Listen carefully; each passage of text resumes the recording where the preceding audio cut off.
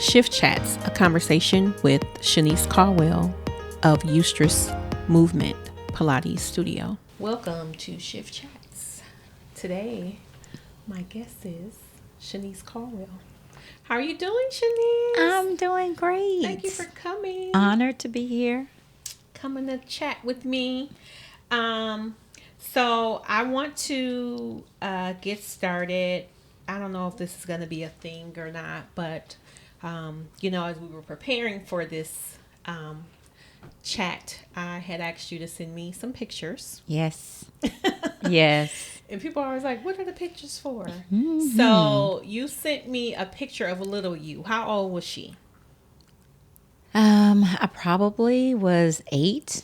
Okay. Maybe 9. I don't know. Okay. Between 6 and 9. Okay. Somewhere in there. So let's share with me what you would tell between 6 and 9-year-old Shenese. That everything's going to be okay.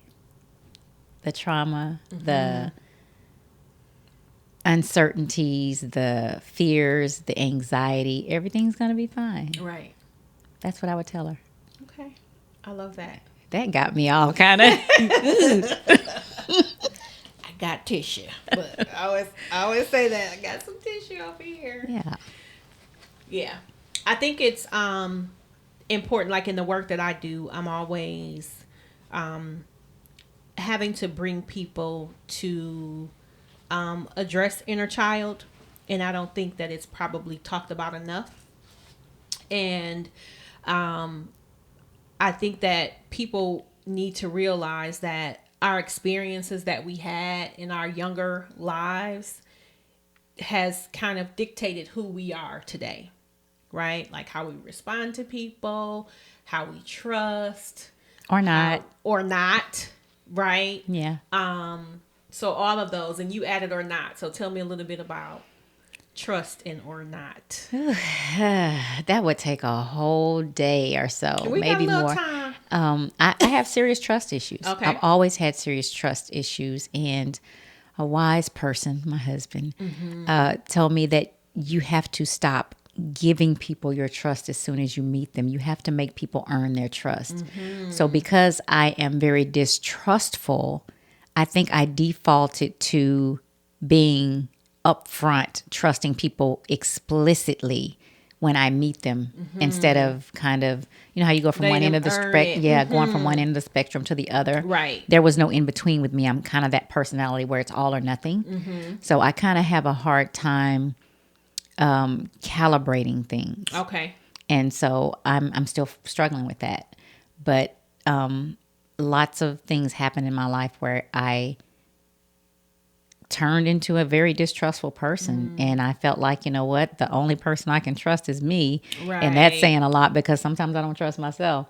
That says a whole lot. So again, I'm unpacking. I'm very self-aware, but I'm very distrustful and just trying to navigate friendships and life and relationships by finding that balance of trust and making people work for trust. Right. And again, learning to trust myself. Thank you for sharing that. And I think it's very, very important.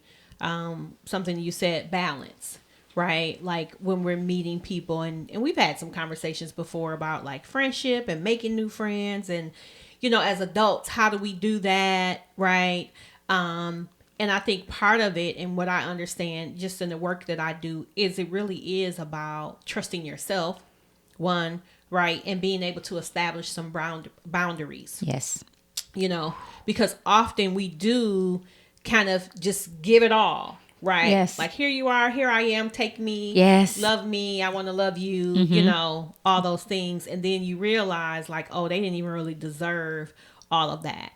And another thing I saw recently, I think it was a post or something, and this lady was kind of like breaking down friendship. Like, you have peers, you have associates, you have people that come to your house. You have, what I'm saying? Yeah. Like there's all everyone's not a friend. Exactly. And everyone ultimately is not a friend. Right. And then we give people the opportunity to show us. Yes. Right. But I think in us giving people the opportunity, we have to know what the boundaries are ahead of time. Right. So that's the practice that word. Boundaries. Talk about it. That's painful for me. Boundaries is painful for me because I don't have boundaries. Okay. I don't know. I have not yet learned how to establish boundaries because my philosophy is that's just who that person is. And I just let people be who they are. And then I accommodate or not to the best of my ability. So if they're who they are and I don't like a certain thing that they do or a certain way that they act, I remove myself from that part of their life or that part of their personality in the way that fits me, that works for me. And if that means removing them from my life completely, I do that. Okay. And do you feel like that's worked for you, or that now Absolutely that you have hindsight, not. you feel, okay, tell me about that. I think crucial conversations are important. But to me, again, still learning myself, 53 years old, Right. still learning myself. It's always a journey. It's a continuous journey. I have learned that you have to have those crucial conversations. You can't just sweep things under the rug Right. if that person is important to you. And in my opinion, the people that I have left behind were not worth the fight. And that Okay. sounds horrible.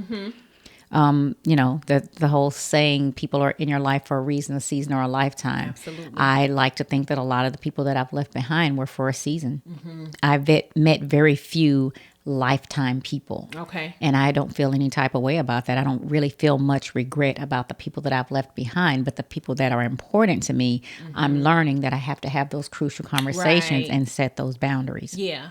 And I think in some of the work, as you start to work on some of those things, and like you're saying, acknowledging and being self-aware, you know, there may be, you know, and I can only share a situation I had just in the last year.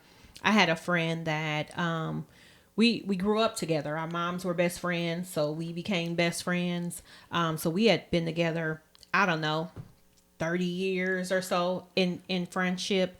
And one day she just stopped talking to me.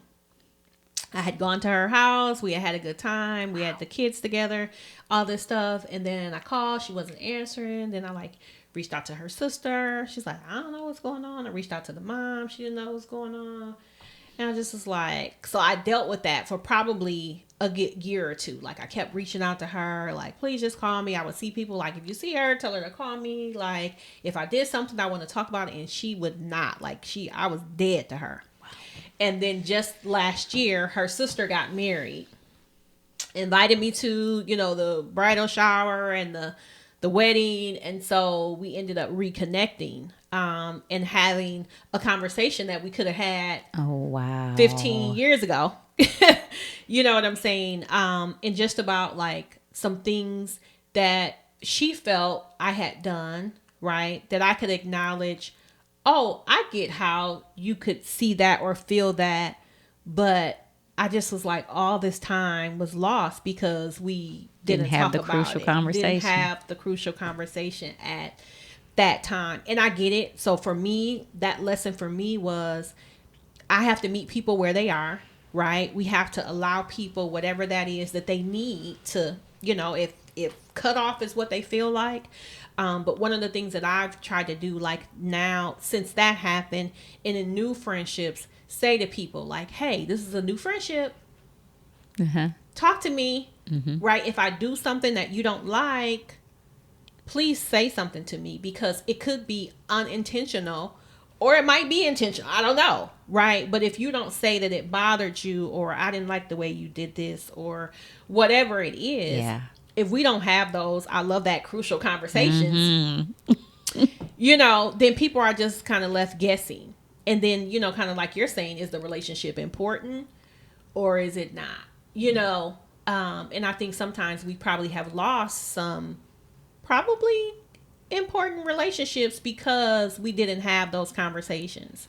So that's some of the work. Like, as you start doing that and you kind of look back, you know, and it's not to say that you have to go back and try to fix it or whatever. Not doing that. But it's a lesson for yourself. It is a lesson for right? myself. As Absolutely. you move forward, because we still have time. Like, yeah, we're in our 50s, but Yeah. we got time. Yeah. You know? So, Yeah. I think one of the most important things for me is stop expecting me from other people. I am my own person, my own personality. And just because I'm this way, or I give grace, or I, you know, honor people in a certain way, I don't have the right to get offended or feel a certain type of way because they don't do the same. That's not who they are. Exactly. So I'm learning that. Right. I say our expectations set us up for failure. Yes. I love that. Yeah. You know? Yeah. So it's kind of like we meet people and we got to let them be who they are. And like you were saying, You can accept them or not. Yes. You get to decide. Yeah. Do I want to, right? But what does it say about us as people if we can't let people be who they are?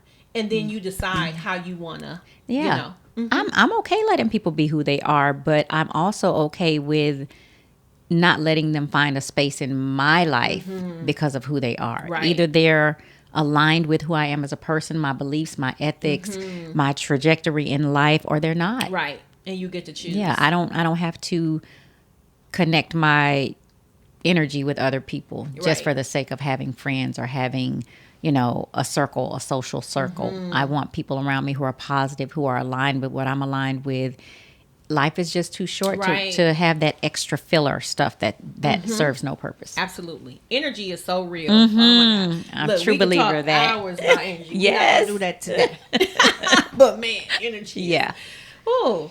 So I wanted to ask you about because we're doing this mind, body, and asset things with our friend Serena, and now this is your time to shine.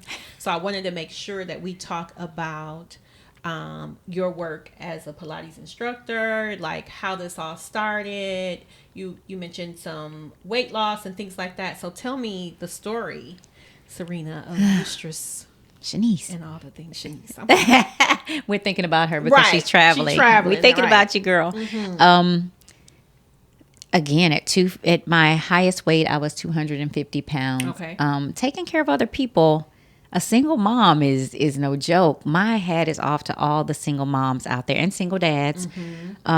Taking care of everybody else and just trying to stay sane. I am a person who loves balance, and I had no balance. And that it wreaks havoc on your mental and physical. Having that balance, I'm still striving for balance because I know how important it is and what it can do to me if I lose that sense of balance. But I had no sense of balance then. I was working a part-time job. I was working my full-time job, and I was going to school full-time and raising 3 boys by myself. So I was on the back burner. And I was okay with being on the back burner because I'm like, okay, I'm looking down the road. I'll have that freedom and that flexibility down the road. I just need to take care of these things first. Yeah. I need to, stick it out. But at that point, I didn't realize how big I had gotten. And I started planning my life. I'm like, okay, I graduate with my master's in June. And what is my life going to be like after that? I'm going to continue to climb the corporate ladder. What am I going to do? Starting to plan, starting to put the vision. And I'm like, okay, this is my chance to design my life. What do I want that to look like? And I'm like, you know what? The best gift I can give myself is to get this weight off so that when I walk across that stage and get that master's, that's in my head, me walking through a different door to the life that I want. So I had gastric bypass surgery the day before my 42nd birthday. Okay. So the day before, October 22nd, I had gastric bypass surgery. I was in the hospital on my birthday, and I knew that was my gift to myself. And I'm like, okay, so how am I going to maintain this? I did all my research up until that point. If I have this surgery, what is that going to look like afterwards? What do I need to do? And all these forums, all these stories about people who had it and gained it back. And I'm like, okay, I don't want to be in that number. Right. I want to be one of the success stories. Right. What do I need to do? So I did all my research, and I'm like, this is going to be challenging. And I said, okay, what are some ways I can set myself up for success? I'm like, okay, I need to become a fitness trainer. Because if I'm a fitness trainer and I gain all that weight back, that's a bad look. And I'm all about aesthetics. That's a blessing and a curse. So I became a fitness trainer. I was teaching boot camp classes. And then I took a barre class and fell in love with barre. And so I became a barre instructor. Did that for a lot of years. Wow. And barre is kind of this mashup of dance conditioning and strength training and yoga and Pilates. It's a mashup fitness modality. And I fell in love with the Pilates piece. Okay. And, of course, this is years as I'm getting older, as I'm still teaching. And I'm like, this feels really good to my body. And bar is kind of hard on my body. And I'm like, you know what? I think this is something I can transition into. Okay. And then I realized how popular it was in certain communities. And I'm like, you know what? I want to teach this. This is my destination. Right. I love that you have foresight and vision in each step that you just That's described. not me. That's the Holy Spirit, right. girl. You're like, that's God dropping thank you, breadcrumbs. Lord. Right. Like if you do this, this will happen. Yeah. So, and it's just been a transition. It's been a journey that has been constantly leading from one thing, everything connecting. right. And I'm a firm believer that, if you just step out on faith and believe and trust, Right. that you're going to be led in the direction that your life is supposed to go in. Absolutely. And so I have surrendered to that, and I've landed in Pilates, and I think this is where I'm supposed to be. And if it transitions more, if it continues to move forward and to something else, I'm going to go wherever he leads me. But right now, I'm very happy here, and I think this is my destination. This is where I'm supposed. This is where it has all led me. I love that. Here. And I feel like that's a good segue into entrepreneurship. Ha! That was perfect. And so you shared about this journey of weight loss. You had gastric bypass surgery. You went into fitness and health to keep your body together, keep your mind together. And now you have transitioned. You still work. I think it's important for us to share because I think entrepreneurs need to know you won't just quit your job. No, you don't. Unfortunately, it's so a process. Tell us about your program, your services, the name of your company, all the things. I created Eustress Movement Studio. Okay. I didn't want to call it, something Pilates because it's about movement. I think stretching is important. So I created Eustress Movement Studio. I offer stretching. I still do bar classes. Okay. I teach spin classes at another studio, but in my space, in my baby, at Eustress Movement Studio, we do stretching, we do strength training, and we do Pilates. Everything is incorporated into your Pilates workout, into your session, all of those things because they're important. And I always end on a very meditative note when we're rolling down or rolling up from our workout. I want people to leave with a clear mind and more focus on themselves. Yes. So that's my baby, Eustress Movement Studio. I love it. This is my Pilates bestie, y'all. I am the Pilates bestie. Yes. I joined Pilates a couple months ago, and she's killing it. She's killing it. But I too am like, I'm one of those people, and I've talked about this before. Like, I don't necessarily like to sweat when I work out, and I know people will have their, opinions about it, and that's totally fine. But I really I feel like I can get a workout and a burn without, and it takes a lot for me to sweat. Like the sweat goes in my hair, which is one of the reasons I transitioned to sister locks. So then I don't necessarily have to worry about that. It's a whole nother story. But part of that sweating is just not something that I enjoy. Right. And I still sweat. Don't get me wrong. But I don't like the just drenching. Yeah. And I feel like in Pilates, when I tell you, I think one time I burned 400 calories. I was like, oh my God. In Pilates. So it is, people need to be clear that it's a real workout. It's not frou-frou. It's not. A lot of misconceptions. Yes. So it's definitely intense. It's definitely, you're moving slowly. You're moving those muscles. So. Control. Yes. The original name of Pilates was Contrology. It was about the control of the body and the mind. Okay. And created by Joseph Pilates. And after he passed, they started to call it Pilates. Okay. But it is a total body workout. You can pair it with running. You can pair it with any your other fitness modalities and just incorporate that in there a couple of times a week. And you would definitely notice the changes in your body. Pilates targets tinier muscles, those little bitty deep muscles in the body. You could be doing weight training.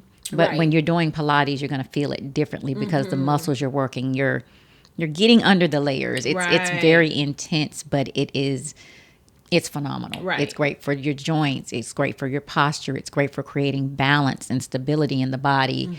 All the things. Right. I love it. Thank you for sharing that.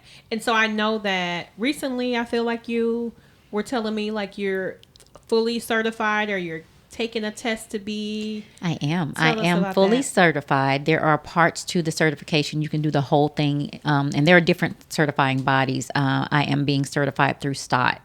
But there's several certifying bodies, and I broke mine down into pieces for the sake of my busy schedule, working so much. And I've been trained in the entire repertoire, all of the Okay. equipment. I've been trained in all the equipment, but I'm only certified in the reformer and the mat training. And this week I'm going to complete the certification for the training and all the other equipment, the Okay. arc barrels and the ladder barrel and the Cadillac and the chair. So I'll do the complete repertoire certification this Okay. week. Oh, well, congratulations. That's exciting. That means It's scary. she gonna be trying to kill me in class. I already do, but being trained in all the equipment, I still teach on all Right. the equipment. Yeah. Every client that comes from my studio, we play on everything. I like to say we play with all the toys. Right. I love it. I love that. I love that about your space. Like, I love that, there's a sense of comfort and peace when, even from the first time I came in, like, she has this cute little hallway with some chairs in there, and she got snacks and stuff. It's all about aesthetics for me. Right. It's Yeah. all about, and my husband hates it. He was like, it's all about a look. I said, but that look is important. It's important. It's how you Presentation is how you everything. present yourself. Yeah. People don't want to come to a janky looking studio. I want them to feel comfortable. I want the colors to make them feel calm. I want Right. my energy. I want my space to match my energy. And it does. Thank you. So you did a great job with that. So let's talk entrepreneurship, because that's what we do on Shift Chats. Is we want to, give some tips and tricks about and or experiences, right, that you've had. So I have a couple questions. Oh, boy. Let's see. How do you stay motivated and focused on your goals during challenging times in your business? How do I stay focused and motivated? The motivation part is challenging. It's kind of challenging to motivate yourself. I would transition that to saying, how do I inspire myself? And I do that by looking at what are my long-term goals? Okay. This is my baby. What do I want this to ultimately be? I want to ultimately transition to doing this full time. I want to be able to let go of my full-time job so that this is my life. Right. So I look to that inspiration. Okay. Because I'm like a cat. Oh, tell My me what you mean. attention span is crazy. My attention span is crazy. So motivating myself is, I could wake up motivated and something happens and I'm in Home Goods shopping. What happened to the motivation to get to the studio and do the things? Right. So I think inspiration serves me better than motivation. Okay. I like that. And I think that, and we can talk a little bit about this, because I think that it's important that we kind of break down entrepreneurship in the discipline that's required, right, to be an entrepreneur. Because you're not punching a clock. You don't have someone telling you, No. and I feel like this is probably like a broken record for people who follow me and listen to me. Like, I say that all the time. Like, you really do have to provide yourself some structure so that you can have productive days. Right. And so you being kind of new into entrepreneurship, give us some thoughts on that and having structure in your day and what that's going to look like for you as you move forward. In full transparency, I have no structure. If I don't how's have that someone, working for you, yeah, Shanice? that's not working out too well. I mean, my calendar's full. Right. I can say that. But outside of those documented and those appointments that are on my calendar, things that I have to do, I'm not very productive with my free time. Not nearly as productive as I need to be. Okay. And tell I'm us working on about that. Tell us about, so you say not nearly as productive as you need to be in your free time. As an entrepreneur, how do you see that being an issue?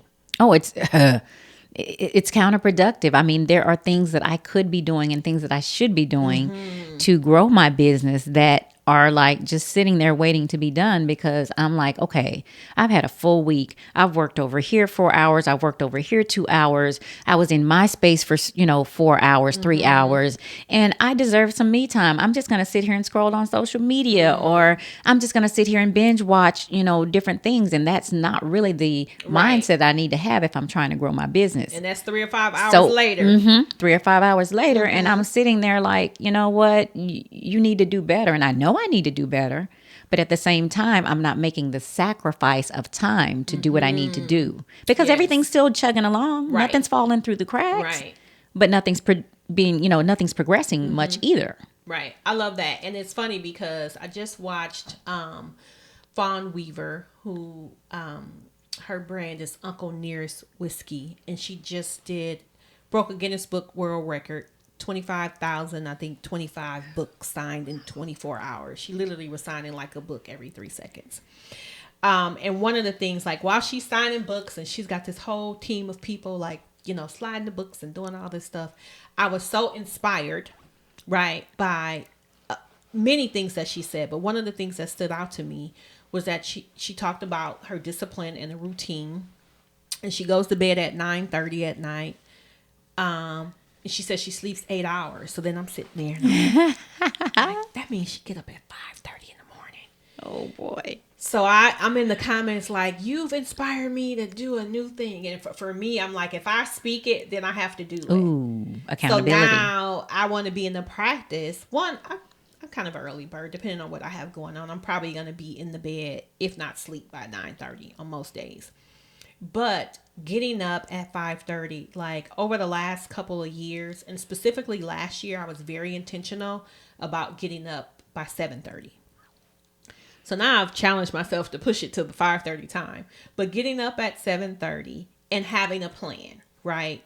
Working out, meditating, eating breakfast, all the things that we need to do to have a productive day.